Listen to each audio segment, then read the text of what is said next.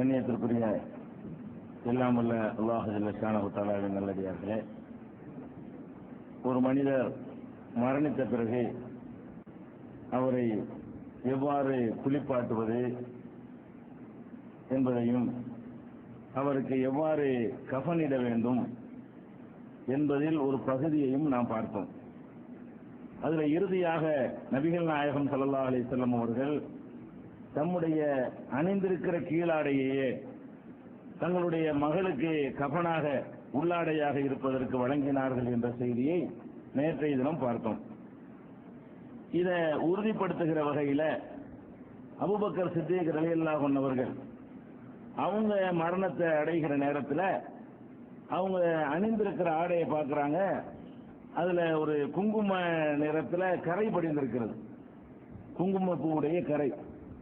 அப்போ அவங்க மரண வேலையில் இருக்கும்போது அபூபக்கர் ரலியல்லாஹு அன்ஹு சொல்கிறார்கள், என்னுடைய இந்த ஆடையை கழுவி விட்டு இதுக்கு மேலே இன்னும் 2 ஆடையை சேர்த்து என்னைய கஃனிடுங்க, அடக்கம் செய்வதற்குரிய ஆடையை அணியுங்கள்னு சொல்றாங்க. அப்ப ஆயிஷா நாய் கேட்கிறாங்க, இன்னஹாதால கலிக்குன், இது ரொம்ப ரொம்ப அருத பழசா இருக்குது, இதையா நீங்க கஃனுக்கு போட சொல்றீங்க? கஃன்னா கொஞ்சம் நல்ல துணியா போடணுமா இல்லையா?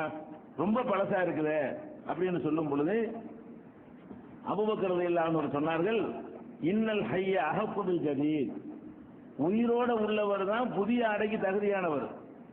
இறந்தவரை விட உசுரோட இருக்கிற ஆளுக்கு தான் புத்தாடைக்கு அதிக தகுதி இருக்கிறது. மினல் மையத்து, இறந்தவரை விட அதுதான் தகுதியானது. இன்னமாகுவலில் முகுலா, இந்த ஆடை ஊன் சீல் சலத்துக்கு ஆக போகிறது. உடனே அடக்கம் பண்ணவன என்ன செய்யும்? சீல் சலம் ஊனு, அதுக்கு தான் இது நிறையாக போகுதே தவிர உசுரோட உள்ளவன் அணிஞ்சு அது யூஸா இருக்கும்ல. நான் பழசே போட்டுறேன், என்னுடைய பழைய ஆடைகளை போட்டு என்னை கஃன் பண்ணிருங்க, புது ஆடையை நீங்க பண்ணாதீங்க என்று அவங்க சொன்னாங்க. அன்னைக்கு சாயந்தரமே இறந்துட்டாங்க அப்படிங்கிற செய்தி புகாரியில 1381வது ஹதீஸாக பதிவு செய்யப்பட்டிருக்கிறது. அப்ப இதுல நீங்க விளங்கிக் கொள்ள வேண்டிய என்னன்னு கேட்டா, பழைய இன்னைக்கு புது ஆடைங்கிறது ஒரு பெரிய பட்ஜெட்லாம் கிடையாது. அதுலேயும் மையத்துக்குன்னு தனியாக ஒரு ஆடை வச்சிருக்கிறாங்க, ரொம்ப கம்மியா சீப் ரேட்லாம் வச்சிருக்கிறாங்க. பெரிய அளவுல எல்லாம் அதுக்கு செலவு ஆகுறது இல்லை. ஒரு பழைய ஆடையை விடவும் கம்மியான மதிப்புல மையத்துக்குன்னா தனியா வச்சிருப்பாங்க எல்லா கடைகள்லையும். அதனால இப்ப புது ஆடைங்கிறது ஒரு பட்ஜெட்டுக்கு உள்ளது இல்லை. ஆனா அந்த காலத்துல புது ஆடைங்கிறது ரொம்ப கஷ்டமானதா இருந்ததுனால பழசே போட்டு அடைக்கிறங்க, புதுசுங்கிறது ரொம்ப அது உயிரோட உள்ளவங்களுக்கு தேவைப்படும் சொன்னாங்க. அப்படி ஒருத்தர் ஒரு கலவரம், ஒரு அதிகமான இழப்புகள் அல்லது துணி பஞ்சம், ஏதோ ஒரு ஸ்டேக் மில்லாம் ஸ்ட்ரைக் பண்ணிட்டான், அந்த துணிமணிகளே கிடைக்கல, எல்லா கடையும் ஒரு வாரமா பிளாக் பண்ணி அடைச்சு விட்டாங்க, ஊரடங்கு உத்தரவு. அப்ப இருக்கிற சட்டையை தான் போட்டு அடக்கணும்னா அதுக்காக வேண்டி மையத்தை வச்சுட்டு இருக்க இயலாது. ஓகே, அது பிரச்சனை இல்லை. நம்ம அணிந்திருக்கிற அடை ஒரு போட்ட பழைய சட்டை கிட்டையெல்லாம் போட்டு கூட என்ன செய்யலாம், அடக்கம் செய்து கொள்ளலாம். அதுக்கு உதவும். இன்னைக்கு நம்ம இருக்கிற காலத்துல துணிமணிகள் தாராளமாக இருக்கிற காலத்தில் நம்ம வாழ்றோம். ரசூல் ஸல்லல்லாஹு அலைஹி வஸல்லம் காலத்தை கூட சில நேரங்களில் அடைய வேண்டி வரும். ஒரு கலவரம் ஊரடங்கு மாதிரி வரக்கூடிய நேரத்தில் அப்படி அடைந்தால் அப்ப இதெல்லாம் நம்ம பயன்படுத்திக்கலாம்.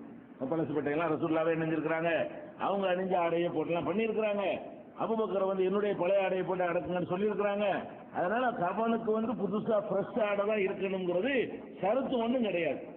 கண்டிப்பான கட்டளை எதுவும் அல்லாஹ்வுடைய ரசூல் நமக்கு இடலைங்கிறத கவனத்தில் வச்சுக்கிறணும். அதே மாதிரி இந்த கஃன் போடும் பொழுது ஒரு விஷயம் ரொம்ப கவனமா இருக்கணும், முழு உடலையும் அது மறைக்கணும். அது இல்லாம இருந்தால் நபி ஸல்லல்லாஹு அலைஹி வஸல்லம் அதை கண்டிச்சிருக்கிறாங்க.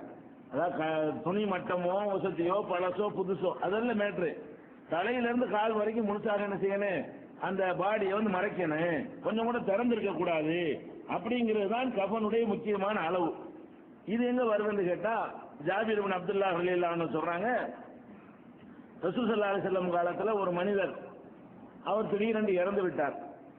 இறந்தவனை என்ன செஞ்சுட்டாங்கன்னு கேட்டா, சஹாபாக்கள்லாம் ஒரு முக்கியத்துவம் இல்லாத ஆள் நினைச்சு இரவோட இரவா அடக்கம் பண்ணிட்டாங்க.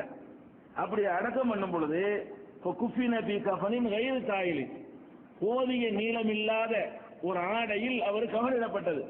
ஒரு ஆளுக்கு எவ்வளவு நீளம் வேணுமோ அந்த அளவுக்கு இல்லாம ஏதோ கொஞ்சம் குறைய, ஒரு 2 குறைஞ்சிருக்குமோ எனக்கு தெரியல, போதிய நீளம் இல்லாதங்கிற வாசனை வருது. போதிய நீளம் இல்லாத ஒரு ஆடையை போட்டு அவரை கஃனிட்டு இரவில் அடக்கம் செய்து விட்டார்கள். இதை ரசூல் ஸல்லல்லாஹு அலைஹி வஸல்லம் கேள்விப்பட்ட உடனே 2ஐயும் கண்டிக்கிறாங்க. ஒன்னு, இரவுன்னு நீங்க அடக்கம் செய்யக்கூடாது. ரசூல் ஸல்லல்லாஹு அலைஹி சொல்றாங்க, ஜஜரன் நபி ஸல்லல்லாஹு அலைஹி வஸல்லம் ஐ யுக்பர் ரஜுலு பில் லைலி, இரவில் ஒரு மனிதரை அடக்கம் செய்வதை நபி ஸல்லல்லாஹு அலைஹி வஸல்லம் தடுத்தார்கள். அதான் இல்லா ஐ யல்தர இன்சானுன் இலா தாலிக, ஒரு மனிதனுக்கு இதை செய்ய வேண்டும் என்று நிர்பந்தம் ஏற்பட்டாலே தவிர, ஒரு நிர்பந்தம் ஏற்படும் ராத்திரி அடக்கித்தான் ஆகணும், கூலா கிடக்கணும், இதுக்கு மேல இந்த பாடி தாங்காது அப்படிங்கிற மாதிரியான ஒரு நிலைமை நிர்பந்தம் ஏற்பட்டால் இரவுல பகல் அது மேற்று கிடையாது. நார்மலாக ஒரு நிலவரம் இருக்குமே ஆனால், சாதாரண சூழ்நிலை நிலவுமையானால் இரவில் அடக்கம் செய்யவும் கூடாது என்று சொன்னார்கள். அடுத்து சொன்னார்கள் நீளம் இல்லாத ஒரு துணியை போட்டு அடக்கம் பண்ணிட்டாங்க அப்படின்னு கேள்விப்பட்டவங்க சொன்னாங்க, இதா கஃபன் அகதுக்கும் அகாஹு, உங்கள ஒருத்தர் தன்னுடைய சகோதரருக்கு கஃனிடுவதாக இருந்தால் யுஹ்சின் கஃனஹு, அவருடைய கஃனை வந்து அழகுற அமைக்கட்டும். அழகுறன்னா பட்டுப்புடவை எடுத்தாரு அந்த அழகு இல்ல, என்ன எந்த இடத்துல இதை சொல்றாங்க, நீளம் பத்தலைங்கிற இடத்துல சொல்றாங்க. போதுமான நீளம் இல்லாம அடக்கம் பண்ணும் பொழுது இது அழகான முறை இல்ல. அழகான முறை என்பதற்கு நம்ம பார்டர் போட்டு டிசைன் போட்டு வேலைப்பாடு உள்ள துணியை வாங்கிட்டு வந்து அந்த அழகு இல்ல, உள்ளே பதங்க போறோம். அறகுறையாக போதும் பத்தாமைன்னு சொல்லுவாங்கல்ல, அந்த மாதிரி இல்லாம போதுமானதை செய்ய வேண்டும் என்று நபிகள் நாயகம் ஸல்லல்லாஹு அலைஹி வஸல்லம் அவர்கள் சொன்னது சஹீஹ் முஸ்லிம்ல 1567வது ஹதீஸாக இடம்பெற்றிருக்கிறது. அதனால வந்து கஃன் வந்து ரொம்ப அழகுற இருக்க வேண்டும், அதாவது நீளமா இருக்க வேண்டும், போதுமான அளவுக்கு முழு உடலையும் மறைக்கிற அளவுக்கு இருக்க வேண்டும். அடுத்ததாக கஃனுக்கு தேர்ந்தெடுக்கிறது சொல்ல தேவையில்லை, நடைமுறையில் இருக்கிறது. கஃனுக்கு தேர்ந்தெடுக்கிற துணி வந்து வெள்ளையா இருக்கிறது நல்லது. வெள்ளை நிறத்துல துணிகள் அந்த கஃனுக்கு துணி அணிவிப்பது சிறந்தது என்று நபிகள் நாயகம் ஸல்லல்லாஹு அலைஹி வஸல்லம் அவங்க சொல்றாங்க. அல்பிசு மின் சியாபிக்குமுல் பயால், உங்களுடைய வெண்மையான ஆடைகளில் இருந்து நீங்கள் வந்து அணிவியுங்கள், அணிந்து கொள்ளுங்கள். ஃபஇன்னஹா மின் கைரி சியாபிக்கும், அதுதான் உங்கள் ஆடைகளிலே மிக அழகானது. கஃபினு பிஹா மௌதாக்கும், உங்கள இறந்த வரையும் வெள்ளை ஆடைகளை என்ன செய்யுங்க, கஃன் போடுங்க அப்படின்னு சொல்லி நபி ஸல்லல்லாஹு அலைஹி வஸல்லம் சொன்னதாக திருமதியில, அபுதாவுதுல, இப்னு மாஜாவுல, பைஹக்கியில, முஸ்னத் அஹ்மதுல, ஹாக்கிம்ல, இன்னும் பல நூல்கள்ல இந்த ஹதீஸ் பதிவு செய்யப்பட்டிருக்கிறது. இது ஆதாரபூர்வமான ஹதீஸ். அப்ப மூத்தானவர்களை அடக்கம் செய்யும் பொழுது வெள்ளை துணியை யூஸ் பண்ணி கொள்வது சிறந்தது. இது எல்லாரும் வெள்ளை தான் போடுறாங்க, இது நம்ம சொல்லி கொடுத்து தெரியற அளவுக்கு இல்ல, இது வந்து பரவலாக இப்படி இருக்கிறது. அடுத்து என்னன்னு கேட்டா, ஒருத்தர் அடக்கம் செய்யும் பொழுது நடைமுறையில் நம்ம பார்க்கிறோம், முக்கியமான ஒரு பிரமுகர் அல்ல ஒரு மார்க் அறிஞர் அப்படின்னு இருப்பாரையானால் அவர் அடக்கம் செய்யும் என்ன செய்வாங்கன்னு கேட்டா, அவருக்கு தலைப்பாவெல்லாம் கட்டி, சில ஊர்கள் அதெல்லாம் நடக்கிறது. அவர் ஆலிம்சா, ஒரு பெரிய பட்டம் வாங்கினவர், அதனால அவரை சும்மா கொண்டு அடக்கம் செய்யக்கூடாது. எப்படி பண்ணணுமா, அவருக்கு தலைப்பா சிப்பாவெல்லாம் போட்டு அதுக்கு மேல துணியை போட்டு அவங்க ஸ்பெஷல் கேட்டகிரியில வந்துருவாங்க. அந்த மாதிரி என்ன செய்யறாங்க, மார்க் அறிஞர்கள், முக்கியமான லீடர் தலைவராக இருக்கிறாருன்னு வைங்களேன், அவருக்கு தனியான ஒரு முறையில் அப்படிலாம் செய்யறது நம்ம பார்க்கிறோம். ஆனால் நபிகள் நாயகம் ஸல்லல்லாஹு அலைஹி வஸல்லம் அவர்கள் அடக்கம் செய்யப்பட்டதை பற்றி ஆயிஷா நாயகி அவங்க சொல்றாங்க, நபிகள் நாயகம் ஸல்லல்லாஹு அலைஹி வஸல்லம் அவர்கள் 3 வெண்மை ஆடையிலே கஃனிடப்பட்டார்கள். 3 ஆடை, கீழே ஒண்ணு மேல ஒண்ணு, மொத்தத்துக்கு போத்திருக்கு ஒண்ணு போட்டிருப்பாங்க. சட்டைங்கிற அடிப்படையில ஒண்ணு, வேஷ்டிங்கிற அடிப்படையில ஒண்ணு, ரெண்டையும் சேர்த்து மொத்தத்தையும் காலு மூஞ்சிலாம் கவர் பண்ற மாதிரி ஒரு பெருசா இருக்கு. அதான் 3ங்கிறது, மேல ஆடை கீழே ஆடை மொத்தத்தையும் கவர் பண்ணக்கூடிய ஆடை. அப்ப மேல ஒரு துணியை மொத்தமா சுத்தி விட்டு இடுப்பு வரைக்கும், இடுப்பு கீழே வேட்டிங்கிற முறையில அதை ஒண்ணு சுத்திட்டு அதுக்கு மேல மொத்தமா மூடுறது ஒண்ணு. இப்படிதான் ரசூல் ஸல்லல்லாஹு அலைஹி வஸல்லம் அவர்கள் வெண்மையான குருசுவின், அதாவது காட்டன் துணி, காட்டன் பஞ்சினால் செய்யப்பட்ட அந்த துணியிலிருந்து 3 வெள்ளை துணிகளில நபிகள் நாயகம் ஸல்லல்லாஹு அலைஹி வஸல்லம் அவர்களுக்கு கஃனிடப்பட்டது. லைஸ ஃபீஹுன்ன கமீஸுன் வலா அமாமத்துன், அதுல வந்து தலப்பாவும் இருக்கவில்லை, தைக்கப்பட்ட சட்டையும் இருக்கவில்லை. ரசூல் ஸல்லல்லாஹு அலைஹி வஸல்லம் அவர்கள் அடக்கம் செய்யும் பொழுது அல்லாஹ்வுடைய ரசூலா இருக்கிறாங்களே, மற்றவங்களை டிஃபரெண்டா நம்ம அடக்குவோமே அப்படிங்கிறதுக்காக வேண்டி தலப்பா அடிச்சு கிரீட அணிவிச்சு சட்டையை போட்டு இவங்க வித்தியாசமான ஆளுநரை காட்டுறதுக்காக வேண்டி அப்படி செய்யறதா இருந்தா யாருக்கு செஞ்சிருக்கணும், அல்லாஹ்வுடைய ரசூலுக்கு செஞ்சிருப்பாங்க. ரசூல் ஸல்லல்லாஹு அலைஹி வஸல்லம் ஒன்று வசியத்து பண்ணிட்டு போயிருப்பாங்க, அல்லது அது வந்து முக்கியமான ஆட்களுக்கு ரசூல் ஸல்லல்லாஹு அலைஹி வஸல்லம் செய்ய வேண்டும் என்று ஒரு வழிகாட்டி இருந்தால் சஹாபாக்கள் ரசூலுல்லாஹ்வுக்கு அமல்படுத்தி காட்டியிருப்பாங்க. எல்லாம் இப்படித்தான், கீழே 2 துணியை உள் துணி 2 போட வேண்டியது, மேல ஒரு துணி போட வேண்டியது, இவ்வளவுதான். 3 ஆடை தான் போதுமான ஆடை. அந்த அளவுக்கு நம்ம வந்து கஃனிடமே தவிர தலப்பா ஜிப்பா அதெல்லாம் பேண்ட் ஜட்டி எல்லாம் ஒரு ஜட்டி போடுங்க அப்புறம் பனியன் ஒன்று போடுங்க அப்படிலாம் கிடையாது. அது மாதிரி இல்லை என்பதை புகாரியில 1264வது ஹதீஸில் நம்ம பார்க்கிறோம். சில நேரங்களில், ஆனா இப்போலாம் அது ஏற்படாது, ரசூல் ஸல்லல்லாஹு அலைஹி வஸல்லம் காலத்தில் ஏற்பட்டு இருக்கிறது. சில நேரங்களில் வந்து துணியே கிடைக்க பழசோ புதுசோ போதுமான அளவுக்கு இருக்காது.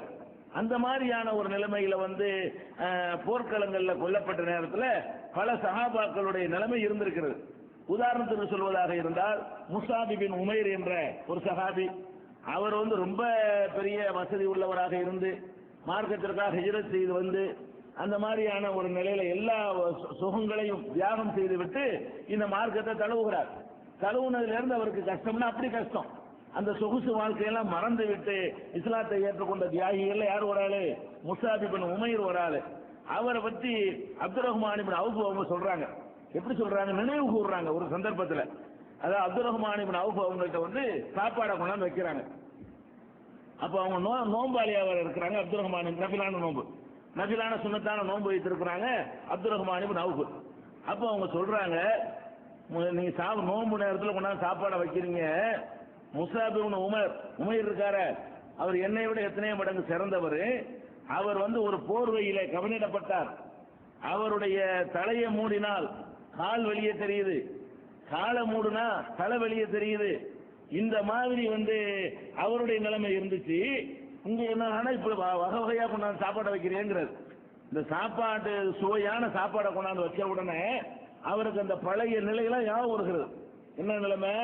முஸாப் இப்னு உமைர் எப்படிப்பட்ட ஒரு பணக்கார ஒரு ஆளு, எப்படி எல்லாம் டேஸ்டா சாப்பிட்ட ஒரு ஆளு, அவர் இந்த மார்க்கத்தை ஏத்துக்கிறதுக்காக வேண்டி அவர் தியாகம் பண்ணி வர்றாரு. இருக்கிற போர்வைக்கு மேல மறு ஆடை கிடையாது. இந்த ஒரு போர்வை தான் மொத்தத்தையும் சுத்திக்கிட்டு இருக்கிறார். அந்த போர்வையோட அவர் வந்து போர்க்களத்துல கொல்லப்படுகிறார். அந்த துணியவே கஃனுக்கு இழுத்து போடுறாங்க. போட்டா தலையில இருந்து போட்டு விட்டோம்னா கால் வெளியே தெரியுது, காலில இருந்து எடுத்து பார்த்தோம்னா தலை வெளியே தெரியுது. அப்ப முழுசாக ஒரு மனிதனை மறைக்கிற அளவுக்கு அவருடைய போர்வை இருக்கல. அப்ப அதை நினைவு கூறுகிறார். அதே மாதிரி குத்தில ஹம்சா ஒரு கைரும் இன்னி, ஹம்சா கொல்லப்பட்டாரு, அவர் என்னை விட சிறந்தாரு, அவருக்கு எதுவும் இப்படிதான் இருந்தது. இப்ப என்னடான்னு கேட்டா துன்யா நமக்கு அள்ளி தந்திருக்கிறான்ல, இவ்வளவு வகை வகையா கொண்டாந்து வைக்கிறீங்க சாப்பிடுறதுக்கு அப்படின்னு இந்த உயர்ந்தரமான சாப்பாட்டை பார்த்துட்டு அவர் அந்த காலத்துல இருந்த வறுமையையும் அந்த காலத்துல சஹாபாக்கள் பட்ட கஷ்டத்தையும் தனக்கு முந்தி சென்றவர்கள் எப்படியெல்லாம் தியாகம் செய்து விட்டு சென்றார்கள் என்பதையும் அவங்க நினைவு கூர்ந்து சும்ம ஜால எபுக்கி அழ ஆரம்பிக்கிறார். ஹத்தா தரக்கத்தாம் எடுத்து பாப்பா சாப்பாட்டுன்னு சொல்லிட்டு அழ ஆரம்பித்து விட்டார். நபிலான நோன்பு வச்சிருக்கும் பொழுது சாப்பாடு கொண்டாந்து கொடுத்தாங்கன்னா நோன்பு விட்டுடலாம்.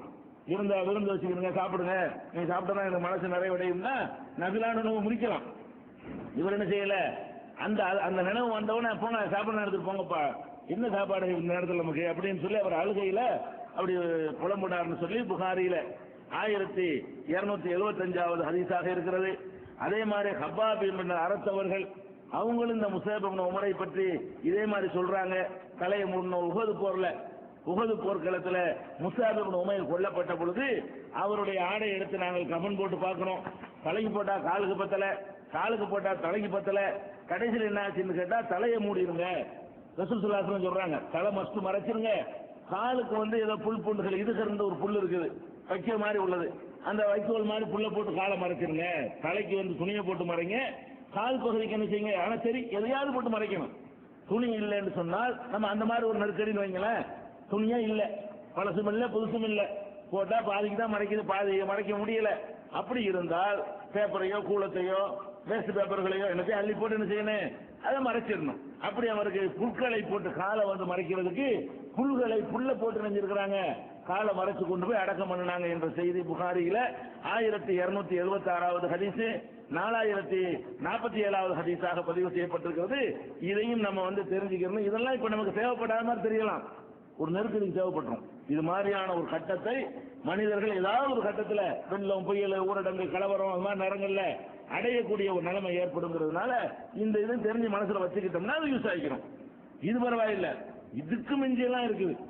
இதுதான் கம்மி. நீங்க கஃனுக்கு வந்து தலைக்கு போட்டா காலுக்கு பத்தலைங்கிறதா நமக்கு இதுவே ரொம்ப இப்படிமா இருந்திருக்குன்னு நினைக்கிறோம். இதை தாண்டி எந்த அளவுக்கு இருந்துச்சுன்னு சொன்னா உஹது போர்ல கொல்லப்பட்டவங்களை பார்த்தா போர்க்களத்தில் என்னவாகும், வெட்டும் போது துணியும் சேர்ந்தா வெட்டுப்படும். கையை வெட்டினார்னா சட்டையும் தானே வெட்டிப்பட்டிருக்கு. அப்ப அந்த போட்டிருக்கிற துணி பெரும்பாலும் யூஸ் ஆகாது, ஒன்றுக்குமே ஆகாது. அந்த மாதிரி ஒரு நிலையில வரும் பொழுது அவங்கள கஃனிடுவதற்கு துணி வேணும்னு சொன்னா அதிகமா தேவைப்படும், வேற துணி தான் போட்டு ஆகணும்.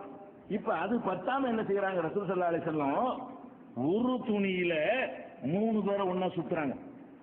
ஒரு கபன், அதாவது மறைச்சு அவன் உடம்பு மறைச்சுதான் கொண்டு அடக்கம் செய்யப்படணும்.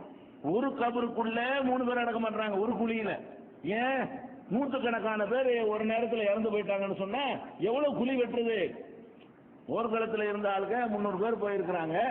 300 பேர்ல 70 பேர் இறந்து போயிட்டாங்கன்னு சொன்னா இந்த 230 பேர் தான் குழியை வெட்டணும். அதுலயும் அவங்க போர்ல காயப்பட்டவங்க, வேதனைப்பட்டவங்க, கஷ்டப்பட்டவங்க, அப்பதான் போர் 4 நாள் 5 நாள் கஷ்டப்பட்டு இருக்கிறாங்க. அவங்கள 50 பேருக்கும் ஒரு குழி வெட்டுன்னு சொன்னா அது இருக்கிற அந்த மக்களை கொண்டு என்ன செய்ய முடியாது, சாத்தியமாகாது. அப்ப ரசூல் ஸல்லல்லாஹு என்ன பண்றாங்க, ஒரு கபருக்குள்ள 3 பேர், கபரு குழியில ஒரு 3 பேர் என்று சொல்லி வச்சு என்ன செய்யறாங்க, அப்படி போடுறாங்க. கபன் துணி கூட ஒரு துணி, ஒரு 3 பேரையும் ஒன்னா வச்சு அப்படி துணியை போட்டு போத்தி 3ஐயும் கொண்டு ஒன்னா கொண்டு நினைஞ்சிடறாங்க.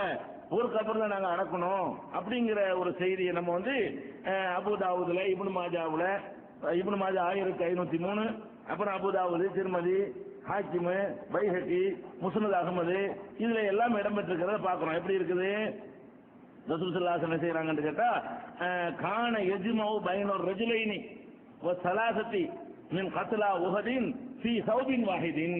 உஹது போர்ல கொல்லப்பட்ட ஷஹீதுகளை 2 பேருக்கு ஒரு ஆடை, 3 பேருக்கு ஒரு ஆடை என்று நபிகள் நாயகம் ஸல்லல்லாஹு அலைஹி வஸல்லம் அவர்கள் கவனித்து அது மாதிரி ஒரு கபர்ல கொண்ட 2 பேர் 3 பேர் என்ற முறையில அடக்கம் செய்தார்கள் அப்படிங்கறத பார்க்கிறோம். இது ஆதாரபூர்வமான ஒரு ஹதீஸ்ல பதிவு செய்யப்பட்டிருக்கிறது. அது போக இந்த கபன்ல கூட கூட்டமாக ஒரு நேரத்தில் 4-5 பேர் இறந்துடுறாங்க. அப்ப இந்த கபன்ல பாரபட்சம் வந்துடக்கூடாது. ஒரு ஆளுடைய கபன் நல்ல விசேஷமான கபன், இன்னொரு ஆளு சாவுலையாவது சமத்துவம் இருக்கணுமா இல்லையா? வாழும்போதுதான் ஒருத்தன் வகை வகையா அணிஞ்சிட்டு இருக்கிறான்.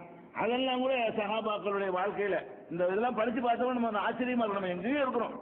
நம்ம ரசூல் ஸல்லல்லாஹு அலைஹி வஸல்லம் காலத்தோட ஒப்பிட்டு பார்த்தோம்னு சொன்னா நம்ம காலத்துல உள்ள முசாபிர் இருக்கானே ஒண்ணுமில்லாதவன், இவன் தான் ரசூலுல்லாஹ் காலத்துல பணக்காரன் அப்படிங்கிற அளவுக்கு முசாபிருக்கு 10 சட்டை வச்சுக்கிறோம். ஒண்ணுக்கும் வழி இல்லாத ஒருத்தனுக்கு குறைஞ்சது 10 சட்டையாவது இருக்குது, 10 வேட்டியாவது இருக்குது, வாய் இருக்கு, தலைவாணி இருக்கு, வீடு இருக்கு, வாசல் இருக்கு, சட்டி பட்டி இருக்கு, பாத்திரங்கள் இருக்கு, எல்லாமே இருக்குது. அங்க பணக்காரங்களுக்கு அதெல்லாம் இல்லைங்கிற நிலைமை. அப்படி ஒரு நிலையில நம்ம வாழ்ற காலம் அப்படி அமைஞ்சிருக்கிறது. அப்ப ரசூல் ஸல்லல்லாஹு அலைஹி வஸல்லம் காலத்துல எப்படி நடக்குதுன்னு கேட்டா, உஹது போர்ல ஹம்ஸா ரலியல்லாஹு அன்ஹு அவர்கள் கொல்லப்படுறாங்க. மற்றவங்க கொல்லப்படுறதுக்கு ஹம்சாவுக்கு என்ன வித்தியாசம்? கொல்லப்பட்ட பிறகு அந்த ஹிந்தாங்கிறவங்க அவங்களுடைய கணவரை தகப்பனாரை கொலை செஞ்சதுக்காக வேண்டி அவங்க என்ன பண்றாங்க, ஹம்சா தான் பதில் போர்ல கொலை பண்றாரு. அதுக்கு கணக்கு தீர்க்கிறதுக்காக வேண்டி வகுச்சின்னு ஒரு அடிமையை ஏற்பாடு பண்ணி அவர் என்ன செய்யறாரு, அந்த ஹம்சாவை அதாவது சித்திரவதை சின்னாபின்னப்படுத்துறாரு, உடம்பை சிதைக்கிறார். வயிற்றெல்லாம் பிளந்து குடலெல்லாம் எடுத்து ஈரலெல்லாம் எடுத்து அது மாதிரி ஒரு மனுஷனை பழி வாங்குறதுக்காக செய்வாங்கல்ல, இறந்து போயிட்டான்னு விட்டு போயிடுவாங்க. அப்படி விடாம ஹம்சா ரலியல்லாஹு அன்ஹு அவர்கள் ரொம்ப கோரமாக அவரை சிதைக்கிறதுக்கு இந்த அம்மா ஏற்பாடு செய்யறாங்க. அவரும் சிதைக்கிறாரு.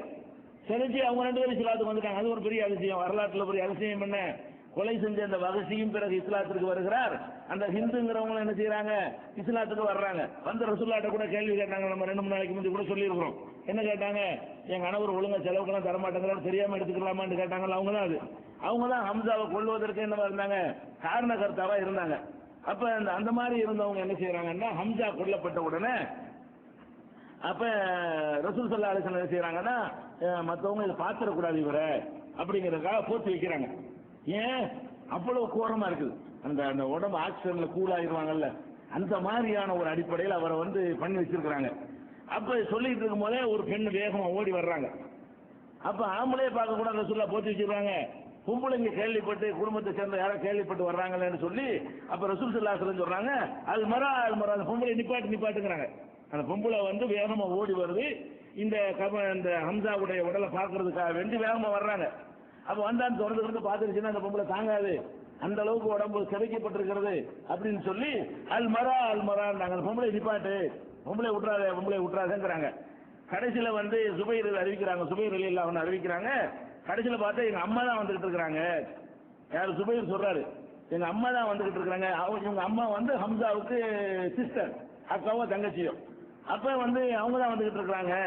நான் என்ன செஞ்சேன், நிறுத்தி வரக்கூடாது, உன்னை வரக்கூடாது ரசூலா தடுத்து விட்டாங்க, அங்கேயே நில்லுன்னு சொன்ன உடனே அவங்க என்ன பண்றாங்கன்னு கேட்டா, சரி என்னை விடாட்டி பரவாயில்ல, நான் 2 ஆடையை கொண்டு வந்திருக்கிறேன், என் சகோதரருக்கு இதுதான் நீங்க கபன் போடணும், இறந்துட்டாருன்னு கேள்விப்பட்ட உடனே கபனுக்காக வேண்டி அவங்க என்ன செய்யறாங்க, ஆடை எடுத்துக்கிட்டு அந்த அம்மா உடையாடுறாங்க, இந்த ஆடையை தான் நீங்க கபனுக்கு போடணும் அப்படின்னு சொல்லி அவங்க கொண்டு வர்றாங்க. ஆதானி சௌபானி ஜேத்து பிஹமாலி அஹி ஹம்சா, என் சகோதரர் ஹம்சாவை கவனிடுவதற்காக வேண்டி நான் இதை கொண்டு வந்திருக்கிறேன் என்று சொல்லி ஜுபைருடைய தாயார் சபியா அதை சொல்றாங்க.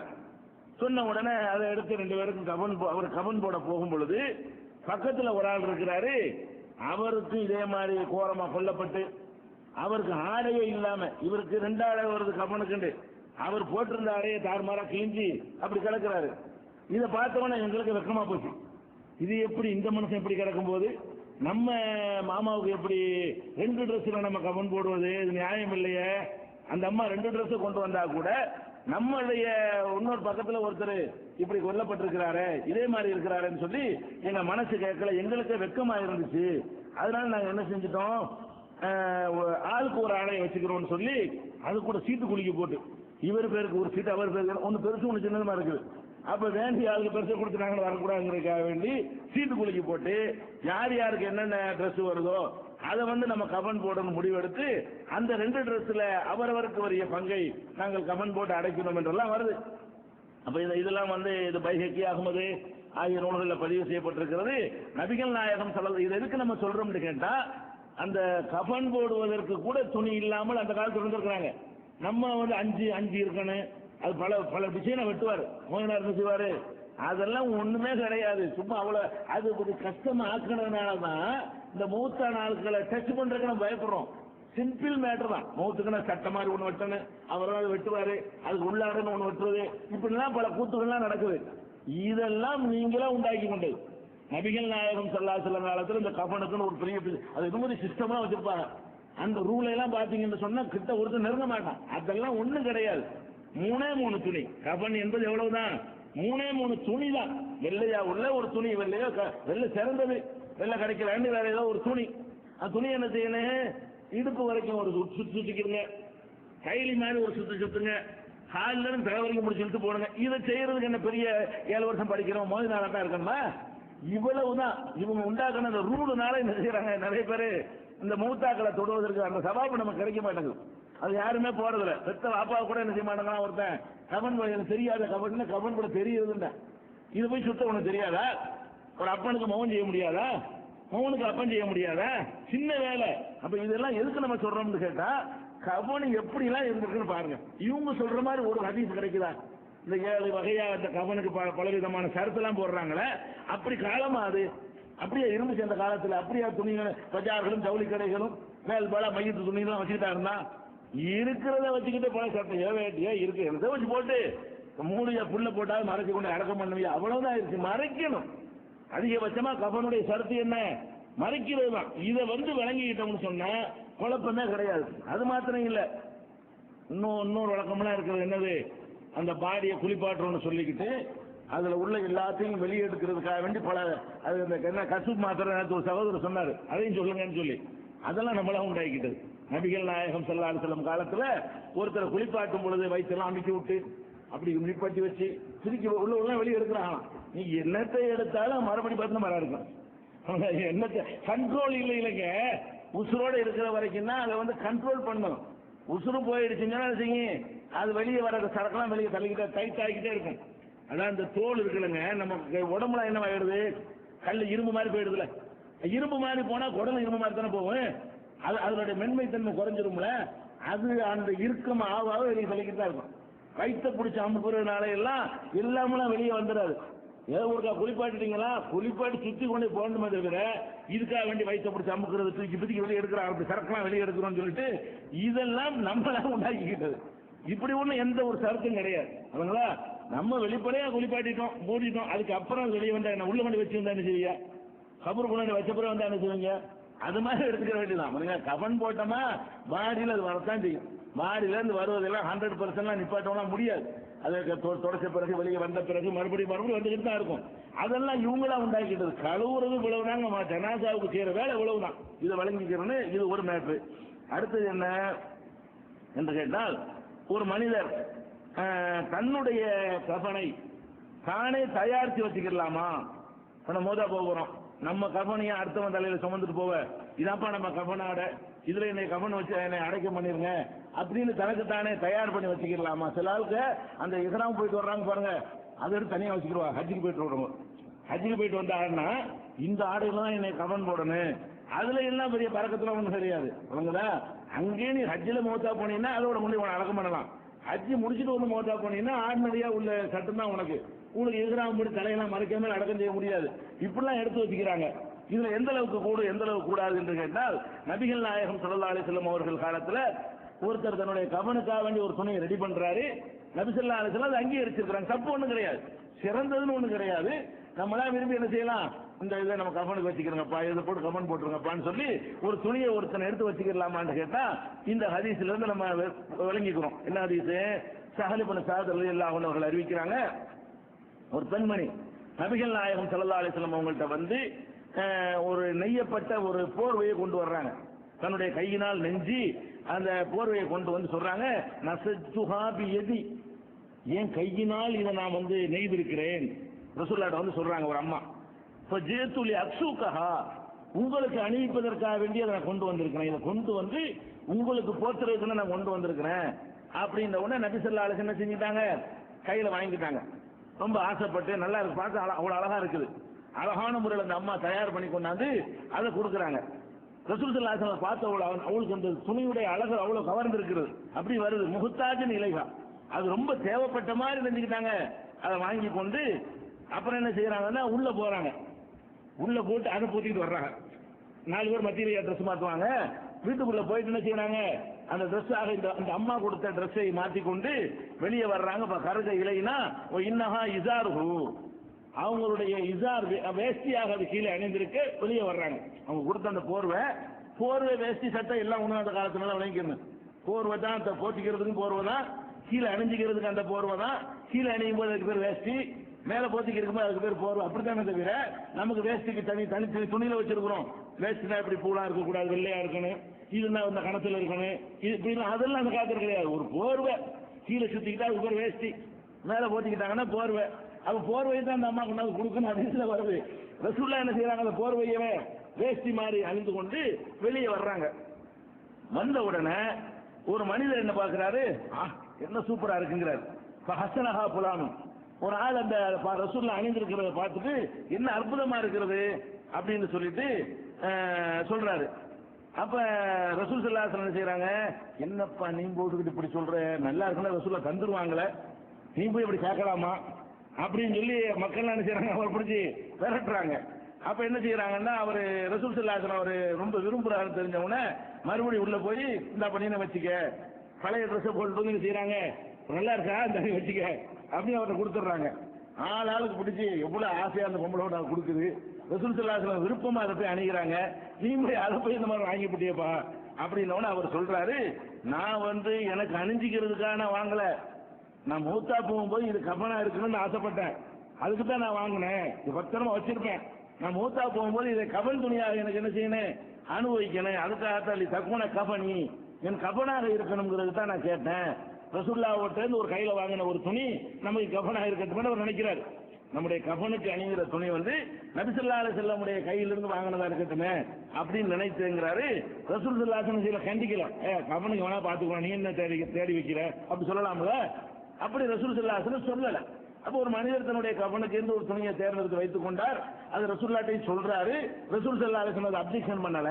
இது புகாரியில 1277 2093 ஆகிய ஹதீஸ்களில் இருக்கிறதை பார்க்கிறோம். அதே மாதிரி வந்து இதெல்லாம் கஃன் செய்யக்கூடிய அதாவது இறந்தவருக்கு போர்த்தக்கூடிய ஆடை தானே கஃன். அவருக்கு எந்த ஆடையை போட்டு போர்த்த வேண்டும் என்பதற்குரிய சட்டங்களை இது வரைக்கும் நம்ம பார்த்தோம். அடுத்தது வந்து இந்த குளிப்பாட்டுற விஷயம் இருக்குல்ல, அதுல சில பேருக்கு குளிப்பாட்டுல விதிவிலக்கு இருக்கிறது. எல்லாரையும் குளிப்பாட்டிடக்கூடாது. குறிப்பாக ஷஹீதுகளை குறிப்பிடவே கூடாது. ஷஹீதுகள்டா யாரு, அல்லாஹ்வுக்காக போர்க்களத்தில் போய் அதுல வந்து தியாகம் பண்ணி கொல்லப்பட்டுட்டாங்க இல்லையா, அவங்க ஷஹீத். அந்த ஷஹீதா இருந்தாங்கன்னு சொன்னா அவங்க அப்படியே அடக்கம் செய்யணும், அந்த ரத்த கரையோடவே அந்த ரத்தம் ஆடையில இருக்கிற மாதிரியே கழுவாம என்ன செய்யணும், அடக்கம் செய்ய வேண்டும் என்று நபிகள் நாயகம் ஸல்லல்லாஹு அலைஹி வஸல்லம் அவர்கள் வாயினாலையும் சொல்லி இருக்கிறார்கள். அதை நடைமுறையிலே அப்படி அமுல்படுத்தி காட்டியிருக்கிறார்கள். உதாரணமாக சொல்வதாக இருந்தால் புகாரில 1346வது ஹதீஸ்ல வருது, உஹது போரின் போது நபி ஸல்லல்லாஹு அலைஹி வஸல்லம் சொன்னாங்க, இது ஃபனுஹும் ஃபீ திமாயிஹிம் ஃபீ யௌமி யௌம உஹதின். உஹது போர் நாளில் ரசூல் ஸல்லல்லாஹு அலைஹி வஸல்லம் சொன்னார்கள், அவர்கள் இரத்தக்கரையோடு அவங்களை அடக்கி விடுங்கள். கழுவுனா ரத்தக்கரை போயிரும்ல, குளிப்பாட்டின மட்டும் சொன்னா அந்த ரத்தக்கரை எல்லாம் போய்விடும், அவங்க ரத்தக்கரையோடு அவங்களை அனுப்பி விடுங்கள் என்று சொன்னார்கள். வலம் யுகசில்ஹும், உஹது போர்ல கொல்லப்பட்ட யாரையும் குளிப்பாட்டவில்லை. அப்ப குளிப்பாற்றவில்லைன்னா தண்ணி கிடைக்கலங்கிறதுக்காக கூட குளிப்பாட்டாம இருந்திருக்கலாம், நம்ம அப்படி நினைக்கலாம். ரசூல் ஸல்லல்லாஹு அலைஹி வஸல்லம் சிறந்த ரத்தக்கரையோடவே நீங்க அடைக்கிறீங்க, குளிப்பாட்டாம அடைக்கிறீங்க, குளிப்பாட்டாம அடைக்கிட்டாங்க.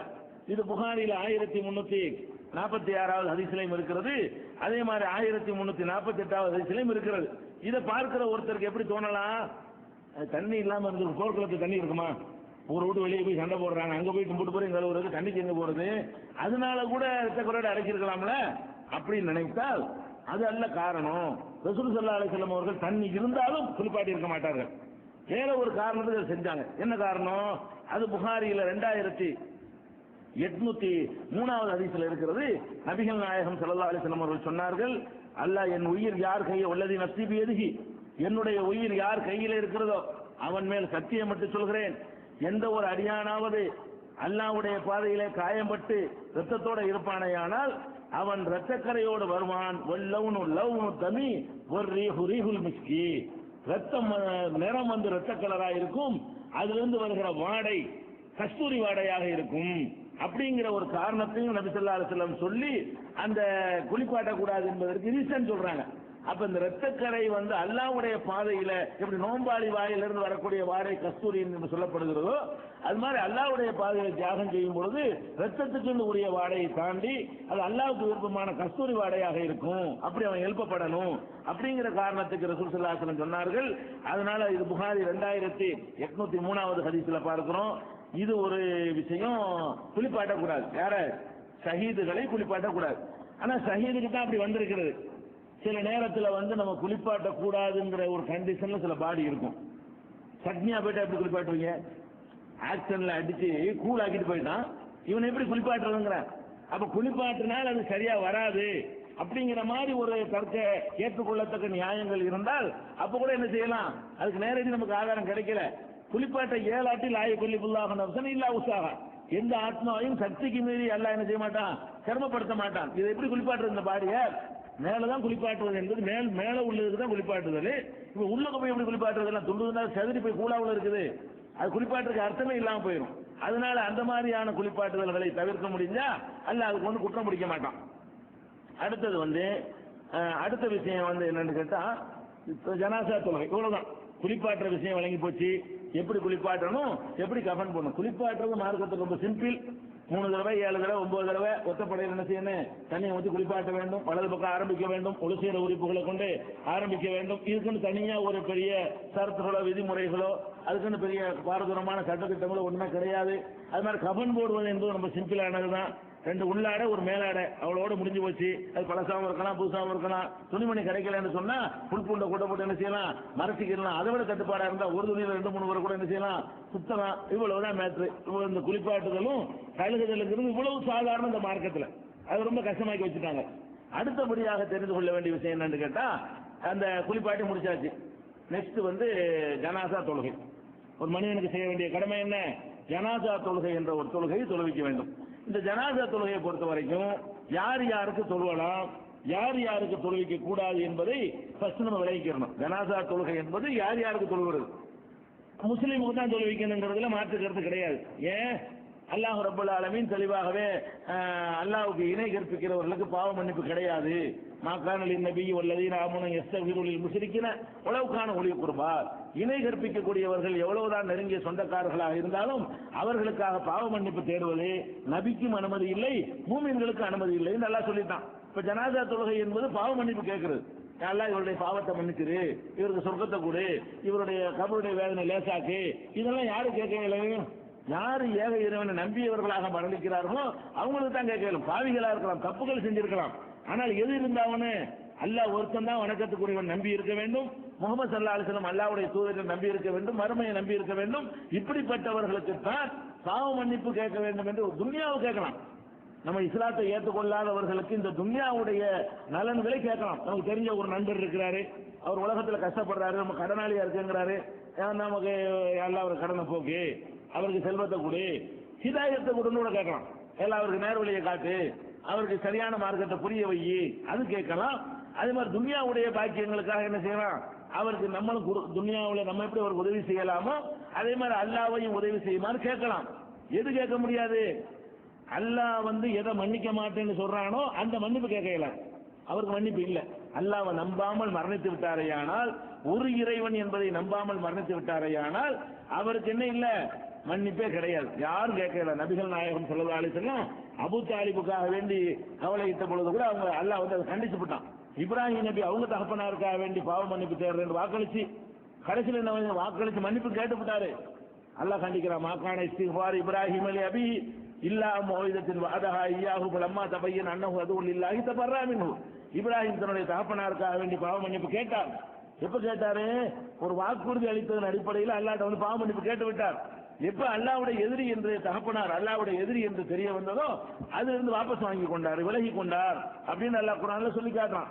அப்ப இப்ராஹிம் நபிக்கு பெத்த தகப்பனாருக்காக வேண்டி பாவ மன்னிப்பு கேட்க கூடாது என்று இருந்தால் ஃபர்ஸ்ட் வழங்கிக் கொள்ள வேண்டியது முஸ்லீமாக ஏகத்துவ கொள்கையை ஏற்காத யாரா இருந்தாலும் சரி அவங்களுடைய இதுல போய் கலந்து கொண்டு அல்லாஹ் இவருக்கு சொர்க்கத்தை கொடு, எதை கொடுக்க மாட்டேன்னு அல்லாஹ் டிக்ளேர் பண்ணான்னு அதை கொடுன்னு கேட்கல, எதை கொடுப்பேன்னு அல்லாஹ் முடிவெடுத்து வச்சுக்கிறான்னு அதுதான் கேட்க முடியும். அவன்கிட்ட இது எனக்கு தர மாட்டேன்னு அவன் டிக்ளேர் பண்ணால் போய் கேட்டா அவனுக்கு கோவம் வரும். அதனால ஃபர்ஸ்ட் விஷயம் என்னன்னு கேட்டா, அந்த ஏகத்துவ கொள்கையை, ஓரிரை கொள்கையை, தௌஹீதை, உண்மையான இஸ்லாத்தை ஏற்றுக்கொள்ளாதவர்களுக்காக வேண்டி மறுமை நன்மைக்காக நம்ம என்ன செய்ய முடியாது, இறந்துட்டாங்கன்னு சொன்னா பிரார்த்திக்க முடியாது, அவங்களுக்கு ஜனாசா தொழுகை இல்லை. இன்னும் சொல்ல போனா இது அப்துல்லாஹ் இப்னு உபை ரசூல் ஸல்லல்லாஹு அலைஹி வஸல்லம் காலத்துல முனாஃபிக்குகள்னு ஒரு கூட்டம் இருந்தாங்க. முனாஃபிக்னா யாரு, சந்தர்ப்பவாதி, ரெட்டை வேஷம் போடுறவங்க. இங்க வந்துகிட்டு நாங்க உங்களை சேர்ந்தவங்கன்னு சொல்றது, அங்க போய்கிட்டு உங்களை சேர்ந்தவங்கன்னு சொல்றது, இங்க கிடைக்கக்கூடிய லாபங்களை அடைந்து கொள்வது, அங்க கிடைக்கக்கூடிய லாபங்களை அடைந்து கொள்வது, இப்படியான இரட்டை வேடதாரிகள் நபிகள் நாயகம் ஸல்லல்லாஹு அலைஹி வஸல்லம் காலத்துல நிறைய பேர் இருந்தாங்க. இவங்களுக்கு முனாஃபிக் என்று பேர். ஆனால் இந்த முனாஃபிக்குகள் தங்களை வெளிப்படையாக முஸ்லிம் என்று அறிவித்துக் கொண்ட காரணத்தினால் அவங்க பள்ளிவாசலுக்கு வருவாங்க, கொள்கையில கலந்து கொள்வாங்க, போர்க்களத்துக்கு கூட போவாங்க, யுத்தத்துக்கு கூட உங்களை கூட்டிட்டு போவாங்க ரசூல் ஸல்லல்லாஹு அலைஹி வஸல்லம். அந்த மாதிரிலாம் இருந்தாங்க. அதுக்கு முக்கியமான தலைவர் யாருன்னு கேட்டா அப்துல்லாஹ் இப்னு உபை அப்படிங்கிறவர் தான் அதுக்கு முக்கியமான ஒரு லீடரா இருக்கிறார். ஆனா அவருடைய மகன் பக்கா இஸ்லாத்தை ஏற்றுக்கொண்டவர். பாப்பா டபுள் கேம் விளையாடுறவரா இருக்காரு, மகன் என்ன இருக்கிறாரு, ஒரிஜினல் ஒழுங்கான ஒரு முஸ்லீமா வாழ்க்கை நடத்துறார். தகப்பனார் இறந்துட்டாருன்னு அவர் ரசூலுல்லாஹ்ட்ட கெஞ்சிறார், அல்லாஹ்வுடைய தூதரே என் தகப்பனார் இறந்துட்டாங்க. ஆனா முனாஃபிக் என்பது நமக்கு கண்டுபிடிக்க இயலாதுங்க, அல்லாஹ்வுடைய ரசூல்ங்கிற முறையில சிலரை பத்தி எல்லாம் அறிவிச்சு கொடுத்தான். அதனால அது அவங்களுக்கு தெரிஞ்சிருக்கிறது. நம்ம ஒருத்தனை போய் முனாஃபிக் சொல்ல முடியுமா, உள்ளத்தில் உள்ள நமக்கு அறிய முடியாது, யார் முனாஃபிக் யார் முனாஃபிக் வெளிப்படையா நமக்கு தெரிஞ்சாதான் முடிவெடுக்க முடியும். அப்ப அந்த மகனார் கேட்டதுக்காக வேண்டி ரசூல் ஸல்லல்லாஹு அலைஹி வஸல்லம் போய் அவருக்கு ஜனாஸா தொழுக போறாங்க. உமர் ரலியல்லாஹு அன்ஹு யாருக்கு தொழுவீங்க, இவனுக்கா உலகையே நல்லா தெரியுது டபுள் கேம் விளையாடுறாருன்னு சொல்லி இவர் தான் எல்லாத்துக்கும் சூத்திரதாரி, இவருக்கு போய் நீங்க தொழுவிப்பீங்களா அப்படின்னு சொல்லி ரசூல் ஸல்லல்லாஹு அலைஹி வஸல்லம் அவங்களை பிடிச்சி ரொம்ப மறுக்கிறாங்க, உமர் ரலியல்லாஹு அன்ஹு ஆட்சேபனை பண்றாங்க. அப்ப அல்லாஹ் இன்னும் சொல்றா, இஸ்தக்ஃபிர் லஹும் அவ் லா தஸ்தக்ஃபிர் லஹும் இன் தஸ்தக்ஃபிர் லஹும் 70 மர்ரா ஃபல யக்ஃபிரல்லாஹு அலைஹி. நீங்க அவருக்கு மன்னிப்பு தேடுங்க, மன்னிப்பு தேடாம போங்க, 70 தடவை மன்னிப்பு கேட்டாலும் அல்லாஹ் மன்னிக்க மாட்டாங்களாம், அவனுக்கு போய் நீங்க தொழுவிக்க போறீங்களா என்றெல்லாம் கடுமையாக உமர் ரலியல்லாஹு அன்ஹு மறுக்கிறாங்க. இருந்தாலும் அந்த இறக்க குணத்துல போய் ரசூலுல்லாஹ் போய் நினைச்சிட்டாங்க, அவருக்கு தொழுவிச்சு விட்டாங்க. அதுக்கப்புறம் உமருக்கு சாதகமாகவும் ரசூலுல்லாஹ்வை கண்டிச்சு ஒரு வசனம் இறங்குது. என்ன வசனம், வலா துஸல்லி அலா அஹதின் மின்ஹும் மாத அபதா வலா தகும் அலா கப்ரிஹி. அவர்களிலே யார் 2 வேஷம் போட்டு நடித்தார்களோ அவர்கள யாருக்கும் நீ தொழுகை நடத்தக்கூடாது, இனிமேல் அவருடைய கபர்ல கூட போய் நிற்க கூடாது என்று அல்லாஹ் கடுமையான ஒரு வசனத்தை அருளுகிறான். இது புகாரில 1269வது ஹதீஸாக பதிவு செய்யப்பட்டிருக்கிறது. அப்ப இது ஏற்கனவே ரசூலுல்லாஹ் செஞ்சதை கூட அல்லாஹ் என்ன செஞ்சான், இதான் கடைசியா இருக்கணும், இனிமேல் இந்த மாதிரி அவளை வச்சுக்கிற கூடாதுன்னு சொல்லி மறுத்துட்டான். அதனால நம்ம ஏக இறைவனை நம்பாத யாருக்காக வேண்டியும் ஜனாசா தொழுகை தொழக்கூடாது. இது ஒரு விஷயத்தை விளங்கிக் கொள்ள வேண்டும். அடுத்ததாக ஜனாசா தொழுகையில நம்ம முக்கியமான ஒரு பிரமுகர் இறந்துட்டார்னு வைங்க, அவருக்கு இந்த காயிபு ஜனாசான்னு ஒண்ணு உலகம் பூரா என்ன செய்வாங்க, இங்க மூத்தா போன ஆளுக்கு சவுதியில சொல்லுவாங்க. சவுதியில ஒரு ஆள் மூத்தாட்டான்னு வைங்களேன், முக்கியமான ஒரு ஆளா இருந்தாருன்னு சொன்னா எல்லா பள்ளிவாசலையும் அறிவிப்பாங்க, இன்னைக்கு நாள் இறந்து விட்டார்கள், நீங்கள் எல்லா பள்ளியில என்ன செய்யுங்க, காயிபு ஜனாசா தொழுவீங்க அப்படின்னு சொல்லுவாங்க. காயிபுனா மறைவானது. நேரடியா ஜனாசா இருந்தால் அது மறைவு இல்லை, ஜனாசா முன்னாடி இல்லைன்னா காயிபு மறைவா இருக்குது. மறைவான ஜனாசா தொழுவிக்கிறதுங்கிற ஒரு பேர்ல இப்படி ஒரு பழக்கம் வந்து அது எல்லாருக்கும் இந்த உரிமை கிடையாதுங்க. ஏப்ப சாப்ப ஏழை பாலைக்கெல்லாம் கிடையாது. இது யாருக்கு தான் கிடைக்கும் இந்த பாக்கியம்? நல்ல ஊர்ல முக்கியமான ஒரு ஆளா இருக்கணும், பணக்கார ஆளா இருக்கணும், சமுதாயத்துல பிரபலியமான ஒரு ஆளா இருக்கணும், ரொம்ப சமுதாயத்தை ஏமாற்றி குளிச்ச ஆளா இருக்கணும். இப்படியான ஒரு ஆளா இருந்தாங்கன்னா அவங்களுக்கு என்ன கிடைக்கும்? இந்த காயிபு ஜனாசாங்கிறது நாட்டில் உள்ள அத்தனை பள்ளிவாசல்களையும் அவருக்கு அறிவிப்பு செய்யப்படும். இது மார்க்கத்தில் இருக்கான்னு கேட்டா ஒரு ஹதீஸ் இருக்கிறது, அதை தப்பா விளங்கி கொண்டு அதை செய்யறாங்க. என்ன ஹதீஸ்? ஏற்கனவே அதை உங்களுக்கு சொல்லி இருக்கிறோம். அபிசினியா ஹபசாவுல, ஹபசான்னு சொல்லி ஒரு நாடு இருந்தது ரசூல் ஸல்லல்லாஹு அலைஹி வஸல்லம் காலத்துல. அந்த ஹபசாங்கிறது இப்ப 3 நாடா இருக்கிறது. எத்தியோப்பியா என்றும், சோமாலியா என்றும், அபிசினியா என்றும் 3ஆக பிரிந்து இருக்கிறது இன்னைக்கு. அன்னைக்கு இந்த 3 சேர்ந்த ஹபசா, எத்தியோப்பியா, சோமாலியா, அபிசினியா என்று சொல்லக்கூடிய அந்த 3 நாடுகளும் இணைந்து ஹபசா என்ற பெயரில் நபி ஸல்லல்லாஹு அலைஹி வஸல்லம் காலத்துல ஒரு நாடாக இருந்தது. அந்த நாட்டில் நஜாஷி என்ற ஒரு மன்னர் இருந்தாரு. அவர் ரொம்ப இஸ்லாத்தின் மீது ரொம்ப விரும்பக்கூடியவராக இருந்து கடைசியில் அவரே இஸ்லாத்தை ஏற்றுக்கொண்டார். வெளிப்படையாக அறிவிக்கவில்லை. அவர் இறந்துட்டார். இறந்தவனை ரசூல் ஸல்லல்லாஹு அலைஹி வஸல்லம் அல்லாஹ்வுடைய தூதர் என்ற முறையில அவங்களுக்கு அல்லாஹ்ட்ட இருந்து மெசேஜ் வருது. என்ன வருது? அப்ப என்ன தண்டி பேசலாம் கிடையாதுல, அல்லாஹ்ட்ட இருந்து வஹி வந்துருச்சு, இன்றைக்கு அவர் இறந்துட்டாரு, நஜாஷி மன்னர் இறந்து விட்டார். உடனே ரசூல், இது கூட ஒரு முன்னறிவிப்பு தான். ரசூல் ஸல்லல்லாஹு அலைஹி வஸல்லம் அவர்கள் நஜாஷி மன்னர் இறந்ததை மதீனாவுல இருந்து சொல்றாங்க. அங்க இருந்து தகவல் வர்றாங்க, ஒரு வாரம் ஆகும். அங்க இருந்து ஒரு ஆள் அந்த காலத்து முறைப்படி அவர் இறந்த செய்தி இங்க சொல்வதாக இருந்தால் குதிரையிலே ஒட்டகத்திலே புறப்பட்டு இடையில இலைப்பாரி ஒரே போய்கிட்டே இருக்க முடியாது. ஒரு இலைப்பாரி ரெஸ்ட் எடுத்து சேர்வதாக இருந்தால் ஒரு வாரம் 5 நாள் ஆகும். அந்த 5 நாள் சென்று வரக்கூடிய ஒரு தகவலை அன்றைய தினம் ஃப்ரெஷ்ஷா அறிவிக்கிறாங்க. இன்று அந்த வார்த்தை எப்படி வருதுன்னு கேட்டா, தூஃபியல் யௌம ரஜுலுன் சாலிஹுன் அல் ஹபஷி, அபிசீனியாவிலே ஒரு சாலிகான மனிதர் இறந்து விட்டார், ஹலும வாங்க எல்லாமே என்று சொல்லி ரசூல் ஸல்லல்லாஹு அலைஹி வஸல்லம் அழைப்பு கொடுத்து அவருக்கு தொழுகை நடத்தினார்கள். நாங்கள் எல்லாம் அவருக்கு பின்னாடி நின்றோம், ரசூலுல்லாஹ்வுக்கு பின்னாடி நின்றோம். அந்த தொழுகையில ஜனாசாவுக்கு முன்னாடி இருந்தா எப்படி தொழுவோமோ அந்த மாதிரி தக்பீர்கள் எல்லாம் சொல்லி தொழுகை நடத்தினார்கள்ங்கிறது புகாரியில 1320. இன்னும் ஏராளமான இடங்கள்ல இந்த சம்பவமே, இதே ஒரு சம்பவமே பல விதமான வார்த்தைகளை கொண்டு இடம்பெற்றிருக்கிறது. இதை வச்சு என்ன சொல்றாங்க? முன்னாடி ஜனாசா இருந்துச்சா? ரசூலுல்லாஹ் தொழுவிச்சாங்கல்ல, நஜ்ஜாஷி மன்னர் அங்க இருக்கு பாடி, அந்த பாடியை கொண்டு அடக்கம் பண்ணியிருப்பாங்க, தோச்சிருப்பாங்க, ஏதோ செஞ்சிருப்பாங்க. இங்க பாடி இருந்துச்சா மதீனாவுல? முன்னாடி பாடி இல்ல, ஜனாசா கிடையாது. ஜனாசா இல்லாமலே ரசூல் ஸல்லல்லாஹு அலைஹி வஸல்லம் ஜனாசா தொழுவிச்சாங்களா இல்லையா? அப்ப நம்மளும் என்ன செய்யலாம்? இதே மாதிரி செய்யலாம் என்று எடுத்துக்கொண்டுதான் இந்த சட்டத்தை சில பேர் மக்களுக்கு சொல்றாங்க. ஆனா இது அப்படி புரிஞ்சுக்கிற சட்டமே கிடையாது. ஏன்? இப்படி இறந்த எல்லாருக்கும் ரசூலுல்லாஹ் தொழுதாங்களா? இல்ல. இவருக்கு தொழுகை நடத்தல. ஏன் ரசூல் ஸல்லல்லாஹு தொழுதாங்க? நமக்கு நல்லா தெரிகிறது. இது இவருக்கு அபிசீனியாவுல மௌத்தா போறாரு, அங்க முஸ்லிம்கள் யாரும் இல்ல, இவர் தன்னை முஸ்லிம் டிக்ளேர் பண்ணவும் இல்ல. நான் இஸ்லாத்துல சேர்ந்துட்டேன் டிக்ளேர் பண்ணி இருந்தா அவர் பாடியை தூக்கிட்டு போய் குளிப்பாட்டி எல்லாம் செஞ்சிருப்பாங்க. இஸ்லாத்த மன்னரா இருக்கிறதுனால இஸ்லாத்தை ஏத்துக்கிறேன்னா மன்னரோட தூக்கிருப்பாங்க. அவர் இஸ்லாத்துல இருந்து ராஜா அந்த பதவியில இருக்கிறதுக்காக வேண்டி என்ன பண்ணிட்டாரு? டிக்ளேர் பண்ண முடியாத ஒரு நிலையில மனசுக்குள்ள வைத்துக் கொண்டு அவர் மௌத்தாயிட்டார். அப்ப மனசுக்குள் வைத்துக் கொண்டு மௌத்தானதுனால அவருக்கு என்ன செஞ்சிருக்க முடியாதுங்க? ஜனாசா தொழுவுக்கு ஆள் முஸ்லீம்ல தான் தொழுவிக்க முடியும். 2 விஷயம் இருக்கு. முதல்ல முஸ்லீம்கள் அங்க இருக்கணும், 2வது இவரை முஸ்லீம் இனங்கண்டு இருக்கணும். அப்பதான் ஜனாசா தொழுகை நடத்தி இருக்க முடியும். அப்ப நல்லா தெரியுது அவருக்கு ஜனாசா தொழுகை அங்க நடத்தப்படவே இல்லை. அதனால ரசூலுல்லாஹ் என்ன செய்றாங்க? ஒரு முஸ்லீம் ஒருத்தன் ஜனாசா தொழுகை இல்லாம இறக்கக்கூடாது, அவருக்கு இல்லை நமக்கு நல்லா தெரியுது, அப்ப நம்ம இங்க செய்வோம், அந்த இடத்துல பாடி இல்லை இந்த இடத்துல நம்ம செய்வோம் அப்படின்னு சொல்லி ரசூல் ஸல்லல்லாஹு அலைஹி வஸல்லம் செஞ்சார்கள். இதை விளங்கி கொள்ளணும். ஏன் இப்படி விளங்கி கொள்ளணும்? இந்த ஒரு ஆள் தான் வெளியூர்ல மௌத்தா போனாரா? ரசூலுல்லாஹ்வுடைய அந்த 10 வருஷம் மதீனா வாழ்க்கையில இந்த ஒரே ஒரு ஆள் தான் வெளியூர்ல மௌத்தா போனாரா? எத்தனையோ சஹாபாக்கள் போற இடங்கள்ல 70 சஹாபாக்கள் குர்ராக்கள் கொல்லப்படலையா? நாங்க குர்ஆனை கற்றுத்தரோன்னு கூட்டிட்டு போயிட்டு வெளியூர்ல வச்சு கலத்தெடுத்து கொண்டாங்களா இல்லையா? அந்த 70 பேருக்கு இங்க வச்சு ரசூலுல்லாஹ் காயிபு ஜனாஸா தொழுவிச்சாங்களா? அல்ல வேற வேற இடங்கள்ல வேற வேற ஊர்ல தாயிபுல அங்க இங்க மக்காவுல பல இடங்கள்ல முஸ்லிம்கள் வாழ்ந்தாங்களே, அவங்க எல்லாம் இறந்து போனாங்களே, டெய்லி மக்கள்கிட்ட அறிவிச்சு இன்னைக்கு அவர் மூத்தா போயிட்டாரு, இன்னைக்கு இவர் மூத்தா போயிட்டாரு அப்படின்னு சொல்லி ரசூல் ஸல்லல்லாஹு அலைஹி வஸல்லம் ஜனாஸா தொழுகை நடத்துனாங்களா? ஒரு ஆளுக்கு நடத்திருக்காங்க. ஒட்டுமொத்த 10 வருஷ வாழ்க்கையில இந்த பாடி இல்லாம அவங்க நடத்துறது ஒரே ஒரு ஆளுக்கு நடத்துறாங்க. எல்லாருக்கும் அப்படி மூத்தா போன ஆளுகளுக்கெல்லாம் நடத்தி இருந்தார்கள் சொன்னா அப்ப நம்ம அப்படி எடுத்துக்கொள்ள முடியும்.